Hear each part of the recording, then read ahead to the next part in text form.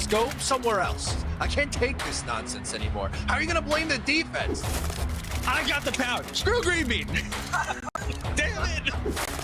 But once you get to the sausage, I feel like we're doing something. Go Jets.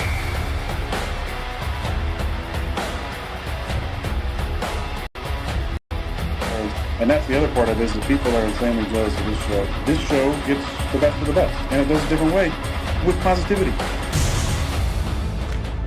He scores! Ow, my head! No, come on. What would you give up to see a Jets Super Bowl? All of my friends and family. Hit those milk thumbs, boys and girls. Freeze run. Run! Hold on to your underwear, ladies, and stand by, bitches. It's now time for Talkin' Jets with your hosts, Matt, Ryan, and Greenbean. Welcome to Talkin' Jets. My name's Ryan, and I'll be your pilot tonight. I am joined alongside my co-pilot. You know him, 𝐷𝐲𝐚𝐧 from Project Prospect. And then we got our special guest, Devin Jackson, NFL draft writer for the Philadelphia Inquirer. Devin, thank you so much for joining the show. Yeah, thanks for having me on. Love the intro, by the way. It was my first time getting to see it, and it was definitely one of the better ones I've seen, being on different podcasts and different shows. So I want to give you guys props, and my girlfriend's also a Jets fan, so this is pretty cool to be on here. We like her. I see she's got, you've got good taste, my friend. I like that. Dom, how are you doing tonight? I'm doing well, Ryan. Status quo, man. I know Jets world is freaking out for the lack of activity in the day one of the tampering period opened up, but Joe Douglas is always slow to the gun. As a matter of fact, last year he didn't make any moves on day one, so I'm not yet pushing the panic button. And listen, this is a draft show anyway, so that's really where my focus is always is, and that's where my focus is going to be tonight. So I'm pretty good. I appreciate it. Like I said, stoked to talk to Devin, stoked to get his takes on some of these prospects, because the chat's they're tired of hearing my takes. They're tired of hearing your takes. They can recite them left and right. So it's good to get some new blood in here. And Devin's a guy that I've kind of followed and watched from afar through Twitter and whatnot. We crossed paths. Don't know if a formal introduction was made down in Mobile. So I know that he's as tied in as anyone. So I'm looking forward to getting into this with him. So Devin, now you told us your girlfriend is a Jets fan. Where's your allegiance lie? So, I grew up a Saints fan, so that's kind of where the primary is. But I will say, my girlfriend being a Jets fan, I've definitely watched a lot more Jets games over the last couple of years. We went to the Jets Chargers Monday Night Football game this year as well on one of my off days. So definitely I've taken a little bit of a liking to the Jets. And honestly, I mean, when you look at the team building, what they have on defense, Sauce Gardner was a guy that I really liked for him as a true freshman out of Cincinnati. So to be able to see him really grow and become a top prospect and be one of the better DBs, in the NFL in his first couple seasons in the NFL, has been a sight to see. So I saw that game last year, or in 2022. We went to the Packers and Jets game as well in Lambeau because we were living in kind of the Chicago area. So I've been to a couple of Jets games the last couple of seasons. So I've definitely watched out for them a little bit as well. But being at the Inquirer, watching the Eagles games and keeping up with them has been a primary focus. Yeah. So you guys actually got one of our guys in Bryce Huff. I shouldn't say you guys, but Philadelphia acquired Bryce Huff in free agency. Do you know anything about him at all, or him coming out of Memphis? And obviously Jet fans were kind of irritated. We wanted to hold on to him. What do you think of him, I guess, if you don't mind? Yeah, what's the buzz? What's the buzz in Philly with that signing, Devin? Yeah, they're definitely excited. I would say it's kind of a twofold thing. Obviously the reports coming out last week that Hassan Reddick and Josh Sweat could be, on the trade market. So I think Eagles fans kind of figured they would probably go after one in free agency, and after being tied to Bryce Huff the last few days, seemed kind of inevitable at that point. But they're definitely excited. I think the biggest question that I've seen, at least from Eagles fans or on their side of things, is can he handle a full workload? So knowing that he was more of a rotational third down specialist, with the Jets, and primarily used as a pass rusher. Obviously had 10 sacks last year. so you know those things coming in, but you want to see, obviously him be at 25 and a guy that was previously undrafted free agent. For him to even get this big contract is an awesome thing for him. But when you think about, you know, what the Eagles like to do, they like to get ascending pass rushers and guys that maybe have not showed it fully, potentially, fully at that position. With them getting Hassan Reddick a couple years ago, and I won't say a same situation, but similar, where he was playing off-ball linebacker versus being an edge rusher, and it's turned out pretty well for him in Philly. So I think they're definitely a team that likes to make these types of moves where maybe a guy isn't exactly fully realized potential, but you definitely see it. They're willing to take a shot on him. So I would say that the buzz is definitely excited to have him on the Philly roster, and pair him up with maybe Reddick comes back, and obviously they got Nolan Smith last year in the draft too. But they want to have a good stable of pass rushers, and Huff adds that for them. Yeah, and I'm just curious to see, and then we'll veer back onto the draft stuff. But I'm curious to see what his fit in this Fangio defense is going to be, because it is a different defensive scheme that's been run now, that will be run this year, that's been run the past couple years. So it'll be interesting. I mean, I know Fangio kind of made it work down in Miami. He used Jalen Phillips all over the formation, kind of in hate to use the terminology, but it makes everyone will understand what I'm saying. Kind of in that Micah Parsons role where he lined up, outside, inside, 2-point stance, sometime even some 5 tech and so on and so forth. So I'm curious to see what Fangio kind of rolls out with Huff, because he's not the biggest guy, and then you have Nolan Smith, who is also not a big guy. I don't know, which one of the other ends are going to stay, whether Hassan Reddick or Sweat, or both are on the roster. So it'll be interesting to have to see how he's kind of let loose. That's what I will say about that. Before we hop into the draft stuff, I do want to just acknowledge TJ. TJ dropped in with a $10 super chat. Thank you so much. Says, do you think there's a chance Douglas is fired before the season starts? It's how he got his job, and it would be poetic ending his tenure, if nothing else. No, he's not going to get fired before the draft. This is what he does. He doesn't go out in first day of free agency and absolutely, blow the purse. Devin, were you tied? How long have you been with Philadelphia now? And do you know Joe Douglas from his time in Philadelphia at all? Yeah, so just the last 2 years, I would say, I've been with the Inquirer. So I wasn't really familiar with this time in Philly. But obviously getting to know them, getting to know kind of the backstory and how, a lot of the Eagles, people that are like in terms of management and whatnot. I mean, they had Andrew Berry in the organization as well. So it's interesting to see kind of like the pieces that seem to connect, like Eagles and some of these other teams. But I wouldn't say I know Joe Douglas from his time in Philly, but knowing where he came from and kind of their scouting philosophy and what they go after in free agency. I mean, even for Philly this year, they're typically not a team that makes splash signings on day one. So this is kind of a change for them as well.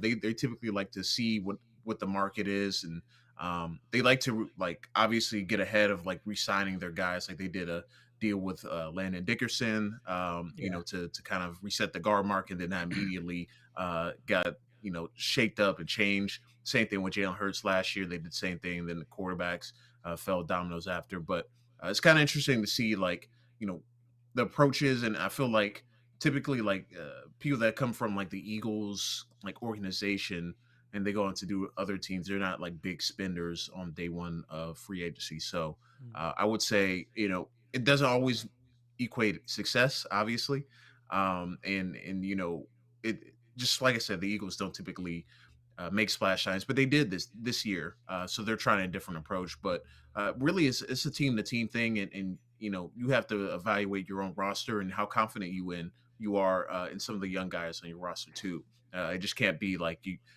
getting guys to fill holes that you have. Sometimes you want to kind of fill out developmental wise, and obviously the draft as well. Yeah, and that's a good segue, because we've been saying it. Ryan and I have been saying it through this whole cycle, and I think you can probably attest to this, Devin. If there's a year that you need an offensive lineman, this is a pretty good draft class in that area. So, the Jets slow to the gun right now in free agency. Haven't really made any moves, let alone a couple.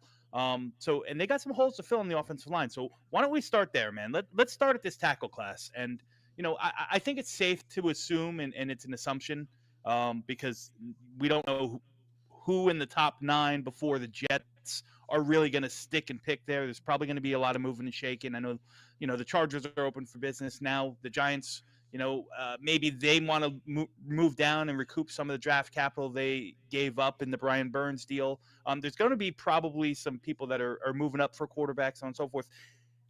I think the Jets are in a good spot, if tackle is the area to go, because your ceiling, is Joe Alt. Somehow flips, and the floor is that, that next tier of guys who, I label as, that, the Fuagas, the Olufushanus, the J.C. Lathams of the world. So it's a pretty good situation to be in if they wanted to just stick and pick. So why don't you go ahead and talk about the top of the tackle class and give us your thoughts?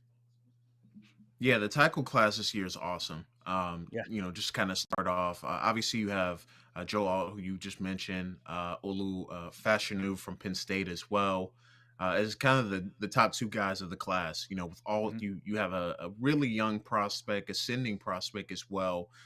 That at his size, I mean, at the combine, he just tests extraordinarily well, and you see on his film, he's a guy that really technically sound, technically.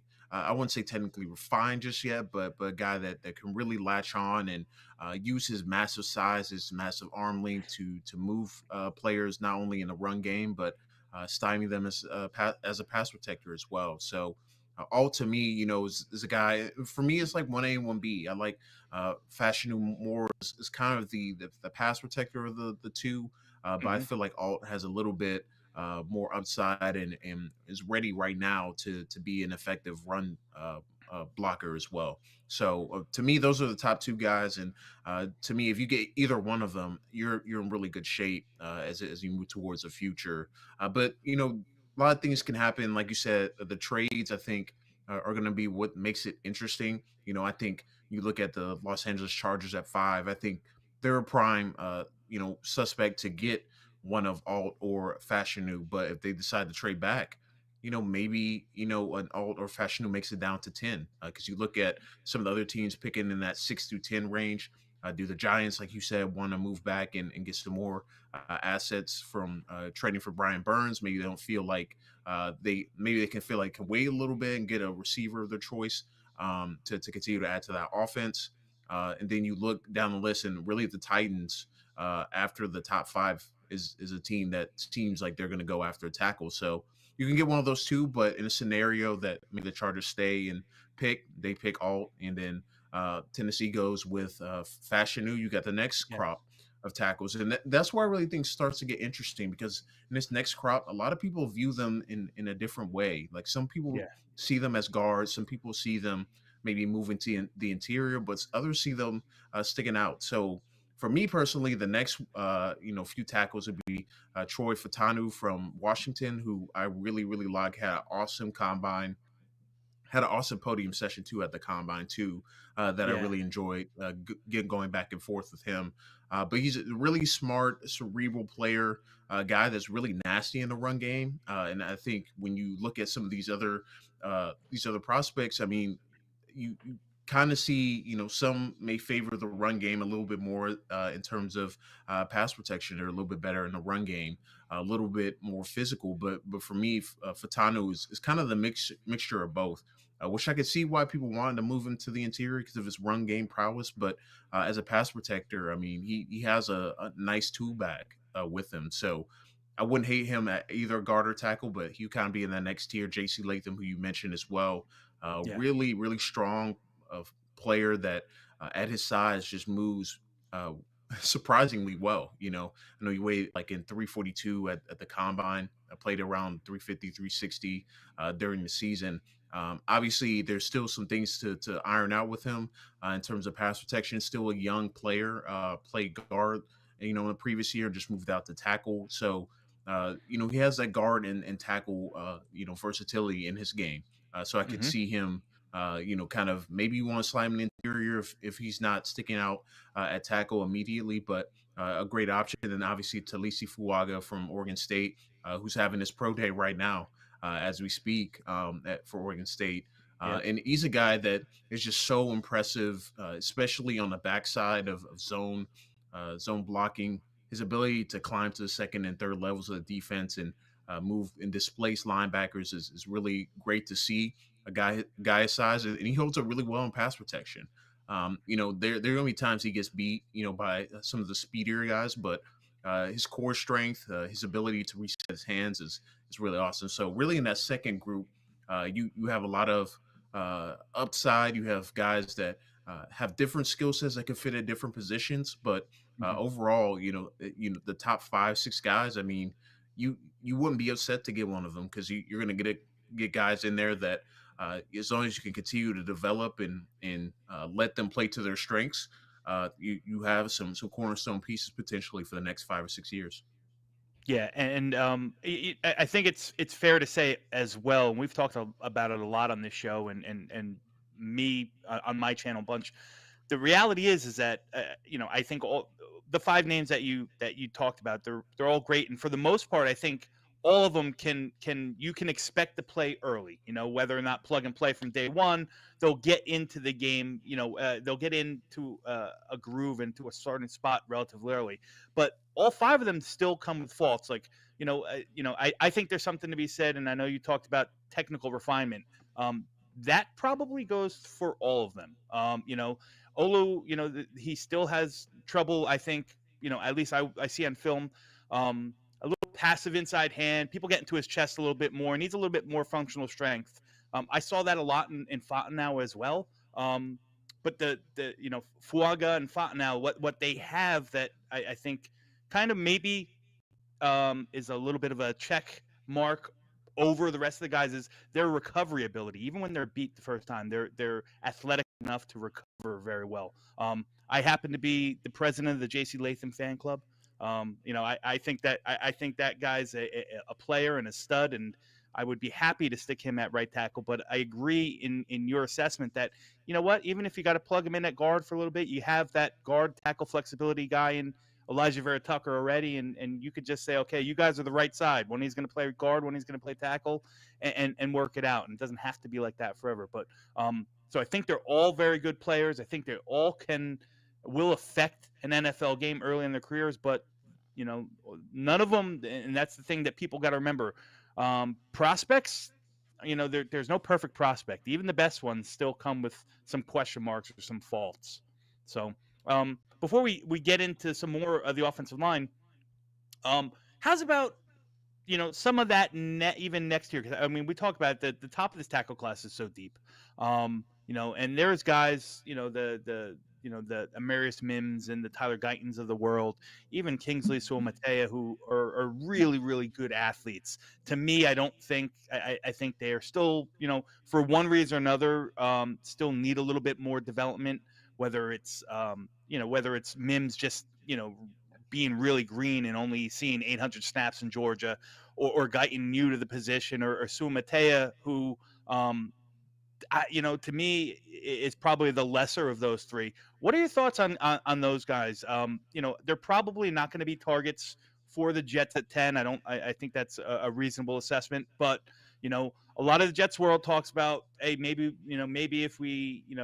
if Joe Douglas likes a group of guys, relatively the same, there's a trade down possibility to accumulate more draft capital, so on and so forth. And if you do that and drop down too far, you might miss out on those top 4 or 5 guys. So you might be looking at that next year. So, I mean, you were at Mobile, I was at Mobile. We both saw how excited everyone was about Tyler Guyton. Tell me about Guyton.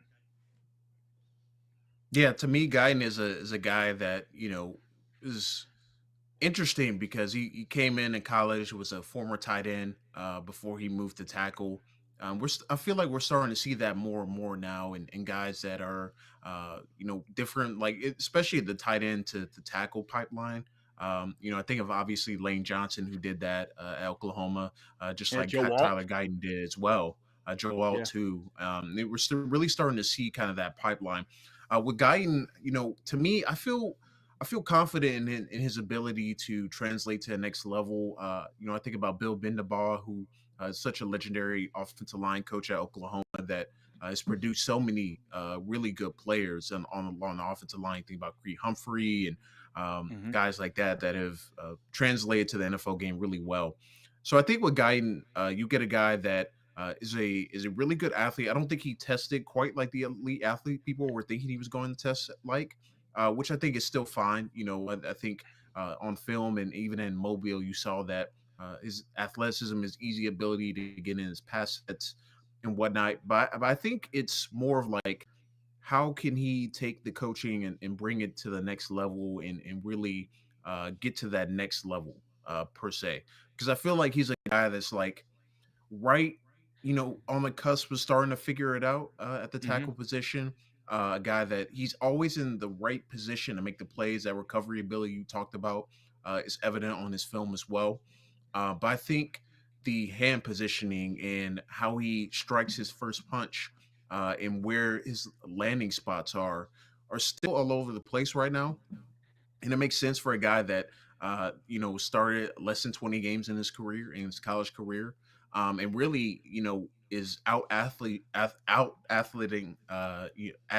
people at the tackle position. But to me, he's so interesting when you group him, 𝐒𝐮𝐬𝐬 and Mims together, because like he's a guy, in my opinion, that I could see him in 3 or 4 years having an All-Pro career if all things checks out, because I feel like he's that type of talent. But how soon he figures it out, I think is going to be the biggest question. And if I were an NFL team taking him, I probably wouldn't want him starting right away, just because you want him to really hone in on some of those technique and the refinement that we talked about. But I would not be upset to have Guyton on my team. But I do think he needs to be a kind of a contingency plan type of tackle where you ease him in to be in that right tackle of the future, and not a guy that you want to throw out immediately. But even if you do throw him out immediately, I think he has enough athleticism to figure it all out. But you don't want him to compromise some of the technique he's learning just to be able to stay in front of guys. And I think that's the biggest line for him right now in terms of where his development is. He's like right there, I would say, in terms of like what he's shown on tape, especially as a pass protector. But still, like some of the minor details that can get you beat at the NFL level, we still need to iron out. Yeah, so I do want to make a note real quick. Sorry, Dom. See, I saw it in the chat. Jacoby Brissett signs a 1-year, $8 million deal with the Patriots. We knew that was coming. That makes sense. He will bridge whatever rookie quarterback they take. So. Yep. For sure. Yeah, Guyton. And then I'll pass it off to you, Ryan. If you talked about him, I agree with your assessment. Like, if he starts, he's going to take his lumps, and you gotta acknowledge that, and you gotta accept that fact. But man, to have him, like, I think Philadelphia is in a good spot. Like, if you just plucked him, and especially now that how much attention they plugged a lot of their holes with Breece Hall and Xavier McKinney and so on and so forth, you can just have him learn from Lane Johnson for a year or two before releasing him to the Hounds. To me, that is just a match made in heaven. And I think that, there's a possibility he can get down there. I know that the Raiders are also going to be in the market for a right tackle, and they seem to, in years past, kind of go break the norm and go after their guy. And they might just love that, they just might love that athletic upside and just that real Pro Bowl upside that he has if they can develop it. So, that area between probably 13 and 22 is where Guyton, I think, is a soft spot for him to land. But man, that Philly landing spot for him would be ideal. Yeah, I'll add one more thing before. Sorry, my bad. I was just gonna say, funny you mentioned Philly. Lane Johnson is actually his mentor, so there's definitely some connections there. And yeah, I forgot the Oklahoma connection, right? Yeah. Yep. So they have already been in contact. They've trained together, so there's definitely some connection there. Interesting. There we go. That's a great spot for them, right in the early 20s. Guyton's one of those that like just measures at such a perfect height, weight, and length for the NFL. Yeah. And Marius Mims is that same kind of caliber player. And if either one of these guys had multiple years of starting reps, I think we'd see them go much higher, closer to the top 10 than I think we are ultimately going to see them. It's fascinating. Now, you mentioned the Chargers and potentially the first offensive tackle maybe coming off the board around there. They have Slater under contract as left tackle. Do you think they might be more likely to go towards a right tackle specifically, or go towards what people sort of have the consensus of as far as the best offensive tackle in like a Joe Alt? Their defensive line coach is from Notre Dame, so he has a connection with Joe Alt. I remember hearing something during the combine where they were like, hey, this guy's going to be a number 1 pick someday. And then he winds up going over to the Chargers this past year, and now there's like slight links between the offensive line and that. So do you think Alt could be the pick at 5, or do you think they might lean more of a right tackle like a Latham or a 𝐃𝐨𝐦 𝐂? Yeah, I really think it depends on how aggressive teams want to be in trading up, and if the first 3 quarterbacks are gone, does Minnesota, does a Denver, does a quarterback needy team trade up and give them enough assets where they feel comfortable trading back, in the early teens. That's where I really think that line is. And, if they're picking after the Jets, I think that would they be comfortable taking one of the tackle that kind of remains there, I think is kind of the interesting discussion there, because Tennessee is going to take one. So they're going to take one of Alt or Fashanu probably if they're there. So I think it depends on if they want to stay at 5. And I get an indication that they don't, especially with how teams are going to be quarterback needy, specifically in this class. So I think if they get a good deal and they can trade back, they probably will be more inclined to take a right tackle. But if they have to end up staying at 5, I could see them just going best player available, taking Joel in 5, and figuring it all out after that. And just figuring out the best 5 they can put out there for Justin Herbert, whether it's like Alt at right tackle and Slater at left tackle, or vice versa. So I really think it just depends on what can get from trading back, because I know they're doing a lot of tackle work on this entire class, not just the top of the class. But I feel like if they stay at 5, Alt will be the pick there. I'm going to go into some more questions from Dom C in just a second, but I want to acknowledge some super chats. Pooch Guy comes in. Thanks so much for the 5 spot. Says, this is torture. He's gone. Don't need to hear about how the Eagles will deploy him. JD's absolutely dropped the ball. 14-year playoff drought. Here we come. So Pooch Guy not too enthusiastic about where the Jets are heading in terms of free agency and letting Huff go. Brian also comes in with a super chat, says, we will become Green Bay retirement community. We will sign Bakhtiari, Aaron Jones, and Scantling. It just seems like it's a foregone conclusion, right, Dom? We brought in all the Packers players to date, so why not just a few more? Just go all in, right? Listen, if you told me that Aaron Jones was coming on a team-friendly deal, I wouldn't hate it, Even Bakhtiari, man. Bakhtiari can't be your answer, but if he was part of the answer, if you brought in a Bakhtiari and a Cam Fleming together, or a Bakhtiari and a George Fant to Bakhtiari starts, and when he goes out, because that's going to happen, you have a viable backup there, I'd be fine with that. But I digress, man. I was going to say, I feel like their offensive line, like the Jets, as pieces start to move, I think Bakhtiari is going to be the left tackle. They're going to hope that Carter Warren can develop behind him. They're going to have AVT at one of the guards. They're going to take their future right tackle at number 10 overall. And then in the, oh no, Bakhtiari got hurt, break glass in case of emergency, AVT kicks out to left tackle in the event Warren's not ready to go at that point. That's my gut feeling as to where they're going, because I don't think we're signing multiple offensive tackles this offseason. It just feels... At least at this point, it feels hopeless. But what we could do, Ryan, is we could draft a bunch of them. We could draft a bunch of them. That is true. So let's talk, Devin, let's talk about some of the interior class. Maybe not at the top of the, I think there's a bunch of guys like, I know people are talking about Fonga and Latham, that possibly some see him as guard, some see him as tackle.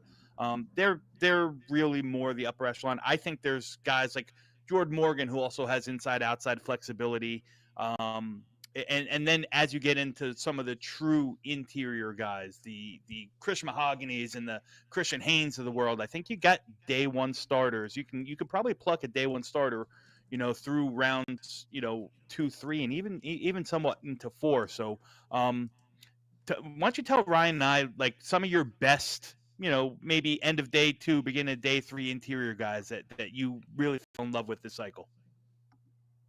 Yeah, it's such an intriguing class because like you said, there are going to be some tackle to guard converts and things like that, especially near the top of the class. But like you said, there are some really interesting non day one guys, some later day two, early day three guys that you could really fall in love with. And for me, one of those guys is Dominic Puny from Kansas, a Hmm. guy that has really grown on me over the course of the cycle because I remember watching him back in November and December, and I was like, well, I don't really feel like he fits, playing left tackle, and he did it at Kansas, and he did a pretty solid job, but the movement, the athleticism certainly wasn't there to be a tackle in his future. But then you dig more into his background, and he's primarily a guard, primarily an interior offensive lineman. And then Yep. when you saw him at the Senior Bowl, you could see him really in his element, a guy that has enough athleticism to move and get underneath the pads of defensive linemen. But really, I liked his active hands, his ability to really hand fight. And you really don't see that many guys be able to do that at the college level. But a guy that started at Division II and eventually made his way to Kansas. It's been pretty cool to see kind of his journey, get and talk to him at the Senior Bowl. And kind of his different approach. He understands how things happen much quicker in the interior versus the outside at tackle. And it really just was joy to get to know and get to pick his brain. But he's a Yeah. guy that really has come on, especially in this draft process, that I really like. Christian Haynes has such a interesting trajectory because I think he from the guard from UConn. I forgot to mention that, but Mhm. he has such an interesting trajectory because his film is really really good. He's a really dominant physical interior offensive lineman. Likes to put dudes on the ground. Has a snatch trap in his repertoire as a pass Mhm. protector. But you wanted to see, all right, you saw the film like against Tennessee, against NC State, and really handling those guys. How he would do down in Mobile with the competition and the versatile skill sets of defensive linemen, and he handled really well. But one thing I got to know with him is that him and Tyler Guyton have built a really nice relationship together. Even though they didn't really know each other prior to this draft process, and they really didn't like communicate like that, but they trained together out in LA, and you could see kind of that connection they had down in Mobile at the Senior Bowl. Mhm. They're two guys that are going after their dream and kind of I would say both a little bit overlooked in kind of their early careers. Tyler Guyton was just a three-star tight end at TCU, and really was kind of I would say an afterthought, even moving from TCU to Oklahoma with such a stacked Oklahoma tackle. They had Anton Harrison and Y.A. Morris before he came in. So I feel like they're similar mindsets and whatnot. And it would be cool to see them find a way to play together. I don't know if it will be on the Jets or another team, but it would be cool to see them find a way to play together because they seem to have that chemistry. But Christian Haynes, really stout interior defensive line or interior offensive lineman, a guy that more of a throwback type of guard where Yeah. he just wants to be Yes. physical and mow you down. So those Yeah. are the two guys that kind of stand out to me, and then I'll name one other kind of versatile guy in TCU's Brandon Coleman, who played tackle, was played guard, really both guard spots and left tackle spot. Probably fits best interior offensive lineman wise, but Mhm. to me, he's probably a day three pick, but a guy I think his best film came in 2022 versus 2023. He was dealing with some nagging injuries this year, so he wasn't the same caliber of player he was in 22. But when you turn on that 22 film, whether it was against Michigan, in the college football playoff, whether it was against Texas Tech and Tyree Wilson while he was going through the draft process, really all the Big 12 guys, you think about Will McDonald, who's a current Jet as well. He handled each one of those guys, and he has some really, really good tape in 22. 23, he still has some pretty good tape, but certainly you could see he wasn't the same caliber of athlete, but really aggressive as a run blocker, active hand fighter. I think he has a bit of a soft shoulder in pass protection, which allows guys to win on around the corner, which I think he might fit better in the interior. But overall, I really liked his game too. And those would probably be the three guys that come to mind. Is like, probably round 3, round 4, if you want guys that can just find themselves in being a day one starter and have those tools to be successful at the NFL level. Those three names come to mind.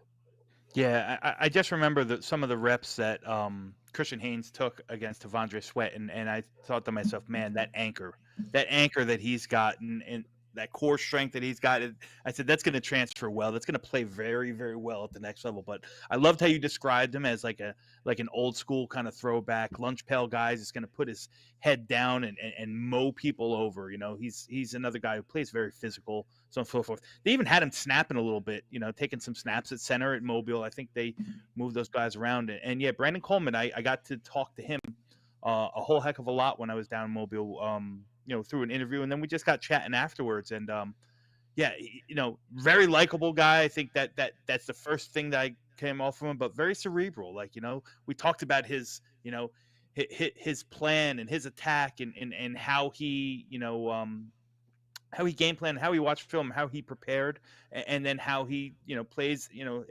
completely versatile inside, outside. He didn't really care. He talked a lot about his teammates. He talked a lot about the guys that came before him, Steve Avila and so on and so forth. Like this is a guy that you could tell loves football. I'm glad that you mentioned him as a, you know, as an early day 3 guy, because I think some people get caught up too much in the mystique and the lore of these mock draft simulators, and they see Brandon Coleman there. Oh, I'll just plug him in the 7th. Like that's not reality. This is a ball player. This is a guy that's going to come in and earn his keep and earn his time really, you know, really easily. And for me, you know, the Jets, you know, they probably are 50-50 split in regards to inside zone to more and their power, you know, gap, their duo game. So I think all 3 of those guys would be ideal fits in there, you know, between Puny and Haynes especially, and Brandon Coleman as well. Ryan, you got any interior guys that on your mind, on your radar? Interior guys, like I as even with the injury, I still love Zach Zinter. Like, do you think he's going to be more of a 3rd round guy, a 4th round guy? Like, where does that injury ultimately have him shake out? Yeah, I'm thinking probably in that 3rd or 4th round range. It really depends on, you know, the severity of it, how quickly they think he can get ready.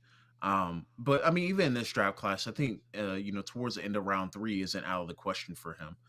Just with, really, you know, okay, class. I mean, when you think about the class depth and whatnot, you know, I really think that's the kind of the sweet spot, you know, towards the end of round 3, you know, a team that needs interior offensive line help, but maybe you want to let him get some time to get ready and get back. But I could see him like late round 3, early round 4, finding a nice spot there. A team that you know, is more of a contender, a team that, you know, needs a guard down the line, but not necessarily right now. But and let him get back fully healthy and almost give him a redshirt year as he learns and gets back into it. By his 2nd year, I think he could be competing for a starting spot.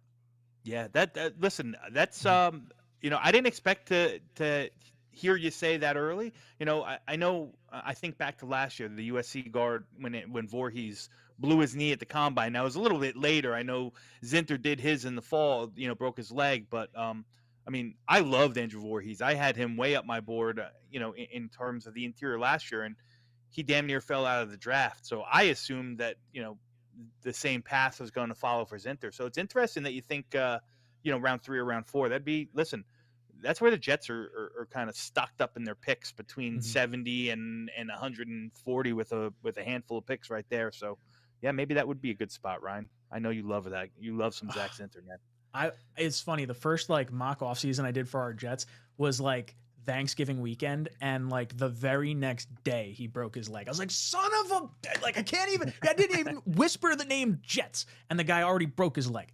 That's what we were going through. I want to acknowledge some super chats real quick. We've got Theodore watching the vertical stream over there. He's throwing in a 5 spot. Says, what type of impact would Joe Alt and Audric Estime have for the New York Jets? I'll tip it off. I'll tip it off to Devin, because I've already talked about Audric Estime till I'm blue in the face. So I'll tip it off to you, Dev. Yeah, we talked about Joe Alt already. He would definitely be a major upgrade, a guy that can be a cornerstone tackle at that spot. Audra Estime to me is really interesting because he's to me is a guy like he's certainly not, I would say, as explosive on the front end as he is in the back end. I would say like his flying 20 is going to be more reminiscent of the player he is, but the power, the size, his vision was really, really good at Notre Dame this year. And to me, he'll be a nice kind of change of pace, more powerful back, especially if you think about for the Jets specifically. Brees Hall being kind of the dynamite home run hitter, Estimate being more of the gritty, in between the tackles, a guy that can pop one, but certainly not his calling card in the game. So I think he would certainly be a nice addition, especially like round 3, round 4, as a guy that can really help start to build a nice stable in the running back room. So getting both of those guys, I think those are the 2 guys that can contribute right away. So I think that's the big upside with having both of those guys, making it to the Jets. Yeah, and I'll tie in before you get into this one, Rye. Sure. About Estime is that I think the scheme, especially how much more they converted to a power, a power run game, power gap scheme, as opposed to the old outside zone that Mike LaFleur ran, would fit Ostame's skill set a little better than the outside zone. I mean, like Devin said, very, very strong runner. I mean, he's built like an ox. He's going to get some of those grimy yards, so on and so forth. I wouldn't really want him to be the guy to I don't know if he's got the second or third gear that's going to bust, see a little crease and bust it, but you need those grimy yards, and which we love to do, whether it's the inside zone stuff or the dual blocks that up the middle, which Nathaniel Hackett runs way, way, way too much. I think Ostame would be a perfect complement to it. So Hennessy comes in, dropping a 2 spot, says, has anyone done a wellness check on Joe Douglas? Feels like he's asleep at the wheel. Remember, last year we didn't make a whole lot of moves at all early on in free agency. And some of the moves we've made in years past, Laken Tomlinson, Jared Davis, maybe you don't want to make those types of moves. Uzama was one of those types of moves. Truman Theodore comes in with another super chat, says, thoughts on Javonte Jean-Baptist, tight end Notre Dame, being a New York Jet? Devin, we'll throw that to you. Well, I think it's a defensive end, not a tight end. That's probably a typo. A typo. Someone fat-fingered it. Yeah. I'll touch on him first, and then I'll get Devin's take. I think he's got the build. He checks off all the measurables that you want in defensive end. Kind of lacking a little bit of that straight line speed. Not the most bendy guy. Nice player. I don't know how much of a role he's really going to have early on. Probably a developmental guy. Like I said, at 6'5", probably needs to put on a little bit more muscle mass and gain a little bit more functional strength. I think, and I'll defer to you, Devin, but I kind of see him more in an odd man front, playing that, honing down at that outside backer more so than with his hand in the dirt, playing wide 9 like the Jets like to use their defensive ends. Yeah, he to me is more of I would say, probably an outside backer type, versus being more of a hand in the ground type of player. Yep. But like you said, the measurables are there. The length is there, and certainly there's some nice tools to work with. But I don't think he's, I think he's more of like a day 3 player. Maybe you take a flyer on him and see if you can continue to develop some of that length, that speed he has. Kind of build up speed. He's not, I wouldn't say he's the most explosive player, but certainly can win around the outside, win around the edge. But to me, he feels like a guy that probably you're looking at more of like a early rotational edge type of rusher, third down edge rusher type versus like an every down player. But if you want to take him on day 3 and for more of an outside linebacker type of scheme, I think he fits a little bit more with that. Yeah, I would agree with that. I don't even know if like you said, day 3 might be good for him. He could go into the undrafted range. So but he's got some of the measurables. He's a ball of clay that still needs to be molded. And in Jets world, the one thing I trust is that our defensive coaches develop players very, very well. Not so much on the offense, but the defensive guys develop them very well. We got about like 15 more minutes, or maybe even a little bit less. I want to shift gears a little bit from the linemen. I told you like the Jets have that comfort zone between pick 70 and pick 120 where they have a ton of picks. And everyone keeps suggesting, as I do as well, that first round is going to be whatever tackle you have there. We don't have a second round, and then you have a third rounder and 2 early fourth rounders. So we want to talk about some of the targets. Talk to us, Devin, about some of your favorite mid-round wide receiver targets. Obviously, we know the guys like MHS or Marvin Harrison and Neighbors and Odunze. They're going to be off the board. We know that some guys climbed up from maybe that late second, early third round, well into the second, the Ricky Pearsalls of the world and the A.D. Mitchells and Xavier Worthies. But to me, I think the wide receiver class is probably as deep as any other positional group in this class, and I think this third and fourth round area, you'll still find some hidden gems. So I'd love to hear who your guys are in that area. Yeah, I think the first one comes to mind is Ricky Pearsall, even though I think he's probably trending more maybe a late second round, early third round pick versus being in that mid to late third round, which I figured he would be at, once all this entire draft process went through. But tests off the charts, really tough over the middle of the field. But I think the part of his game that people aren't talking about enough is his blocking ability as well. I really think he's going to fit in that Shanahan, LaFleur scheme where they need their guys to block and they need him to do them well. And I think he definitely fits the bill. But his route running ability, his ability to find the soft spots in coverage, really just checks the box in terms of what you want NFL receivers. So Pearsall for me is at the top of that list. But you look at some other guys that might be there. Jalen Pope from Washington. For me is another guy that has some inside out ability, played some in kind of the short area of the field on the outside receiver, but also played in the slot as well. But his ability to make contested catches down the field, go up and track the football. He really makes some big plays in that Washington offense, obviously with Rome Odunze, Jalen McMillan, who was in and out of the lineup with injury, but Jalen Pope really emerged as kind of that go-to guy opposite of Rome Odunze, and I really think he's probably going to be somewhere in that third or fourth round range. I don't think he tested off the charts compared to some of the other receivers at the very least, but to me, he's a guy that is really going to turn out a really good NFL career, and I really like everything he brings to the table. Then you look at some other players. I like Javon Baker from UCF, who really did a nice job at the Senior Bowl, specifically running routes and creating separation. And he really got better as the week went along. But I really like, kind of in that UCF offense, I don't think it necessarily translates all the way to the NFL level, but really like his size, his speed, his ability to create separation and catch the ball with his hands. I think it's really the biggest thing that stands out with him. So he was another guy that stood out. And then if you look at more slot options, Jamari Thrash from Louisville is a really good option in that fourth or fifth round range. Bit of on the smaller side, but a guy that understands how to create separation, understands how to set up his routes, and another guy that had a really solid Senior Bowl week.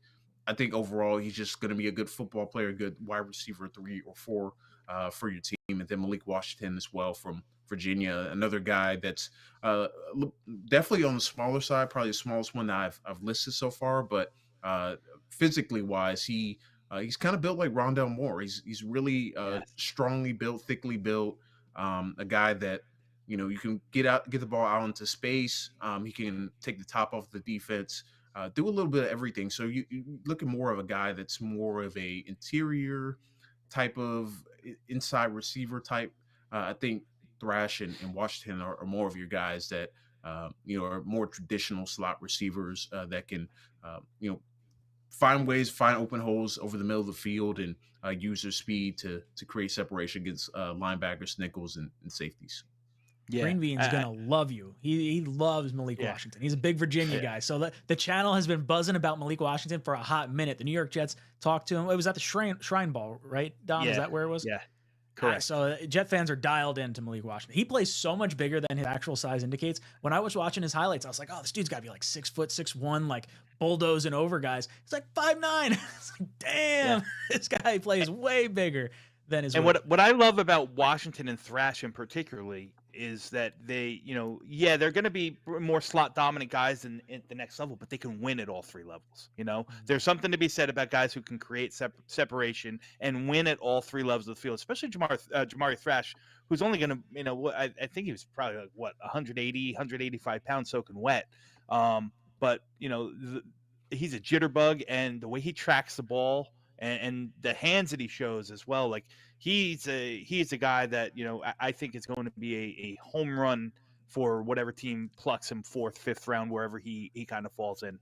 And Polk, listen, I think everyone, the noise on Polk early on, the buzz was good, and then it kind of simmered down as some of these other names came in, the Pearsalls, the Roman Wilsons of the world. And I think Polk's a good receiver. I think he does everything very good. He doesn't do anything great. That's the catch I get on Jalen Polk. Like, he's going to be a phenomenal Robin if you already have a Batman. You know what I mean? It's going to be a real good number 2 option in that receiving core. I don't know if he's got the alpha in him, he didn't really have to, because that was kind of Rome Odunze's role on that Washington team, and him and McMillan and that crazy wide open offense that they ran up there in Washington. They just kind of fit. They just kind of filled the holes and made the plays when the attention was off of the attention was on Rome Odunze, or they were loading the box for Dylan Johnson, or so on and so forth. That's when those guys really stuck out. Like I said, Polk's very good. I think he's a good receiver. I don't think he's great at anything. We got Hennessy dropping in with his member super chat. Says, I think Joe Douglas is trying to make a trade for a wide receiver. We'll get an offensive tackle at 10, or maybe trade down a couple spots. Screw it, bring in Justin Jefferson. Yeah, I think that's probably where we'd all love to be. That would be fantastic. Blitzkrieg comes in with a $2 spot. Says, any HBCU players getting drafted this year? Dom or Devin, any of you guys know players that could be drafted from one of those colleges? Devin, I'll defer to you. I know there's a there's a linebacker there. Why is his name not? I'm drawing a blank. I forget, man. Let me see if I can find him on my list. I don't know. I can't. I know there's a couple, but I don't know any off the top of my head, to be honest with you. Yeah, I would say I'll jump in and say prior to his injury down at the HBCU Legacy Bowl, Davius Richard from North Carolina Central was a guy that seemed like he was getting some draft buzz and potentially getting drafted, but he got hurt during the game, unfortunately. So he's probably a UDFA, but that was probably the top name I would say that was probably going to get drafted, or at least taken probably like the 7th round. I don't know if there's any guys in particular, I think, from HBCUs getting drafted, but I know a lot are getting a lot of interest via visits and potential UDFA bringing them in. But Richards, at least for me, was a guy that probably would have got drafted at the group. Yeah, I was thinking Tyrese Knight, but he's not even. That's not even I think he plays for UTEP, so he's not even HCBU. So anyhow. Blitzkrieg was asking. I was gonna say Blitzkrieg is also asking Malik Washington, what round do you think he ends up going in? I think between probably rounds 4 and 5. I think his size is probably going to be the biggest knock, and I think we're going to get a lot of running backs, or not a lot, but at least 3 or 4 running backs go probably in that 3rd round area. So, I think his stock probably starts in like the 90s. Of round 3, but probably I think he settles somewhere in the early 100s and ends up going somewhere there on day 3 of the draft. Yeah, done. Any more questions for Devin? Well, we got 1 more minute. I'll just, you know what, Devin? Why don't you just give our listeners your favorite kind of under the radar defensive player? We're not touching on defense. We're kind of pushed against the clock, but give us your favorite under the radar defensive player. The one that when this person gets drafted, our chat and our followers are going to say, "Oh yeah, I remember about him. Devin Jackson talked about him." So Yeah, Who's your so guy? the Jets want to continue going that undersized but explosive pass rusher role. I really like UCLA's Gabriel Murphy, who played opposite of Latu from UCLA. I really like his game, and he's a guy that I know he's like 6'1", he has like sub 30-inch arms. Yeah, You know, 31-inch really arms. just I was like gonna say a all little T-Rex yeah. guy. Yeah, so he's a guy that doesn't fit any of your typical draft prospect, defensive end, edge rusher type of roles, but he just gets to the quarterback, man. Whether it's we talked about like that Micah Parsons where we move him all over the place. They moved him over center. They got him rushing off the edge from at guard, head up over the guard at 3 tech. I mean, everywhere you put him, he was able to create pressure. And do it quickly. The cross chop, the swim move, his ability to do that, and his quick first step, his anticipation to get off the ball, just it just a great sight to see. And if the Jets, obviously they've seen the success they had with Bryce Huff and what he was able to do, in the Jets as being kind of that quote unquote undersized pass rusher. I feel like Gabriel Murphy and a lot of people have compared him, in terms of like. Style of pass rush and build to Bryce Huff. So I think Gabriel Murphy from UCLA, that's my favorite pass rusher in this class, despite, all the different body types and players they have. But I really like Gabriel Murphy from UCLA.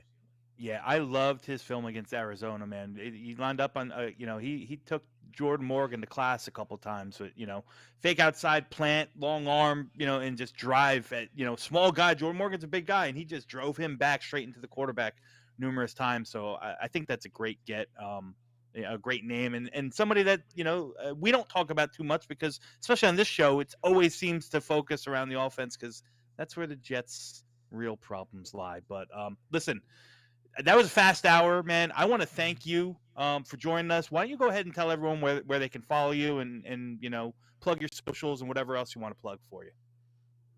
Yeah, thanks for having me on again. This was a blast to do. Always love talking NFL draft. You can follow me on Twitter at @RealD_Jackson.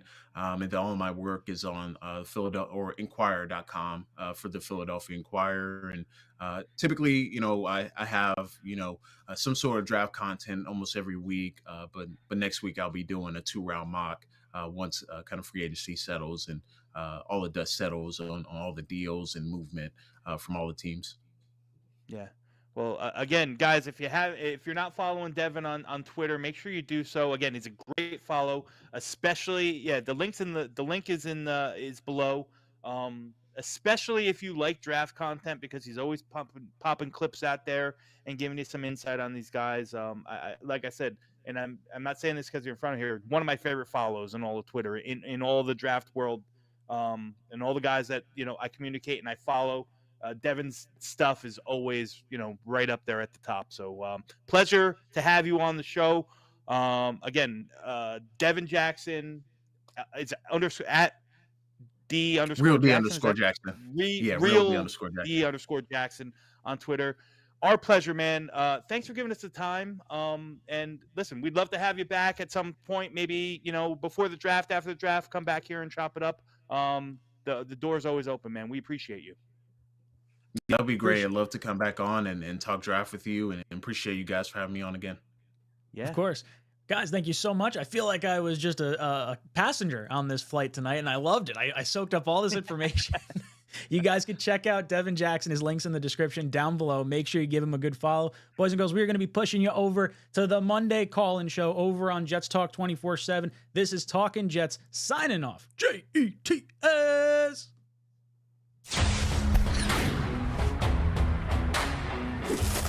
Go somewhere else. I can't take this nonsense anymore. How are you going to blame the defense? I got the power. Screw green bean. Damn it. But once you get to the sausage, I feel like doing something. Go Jets.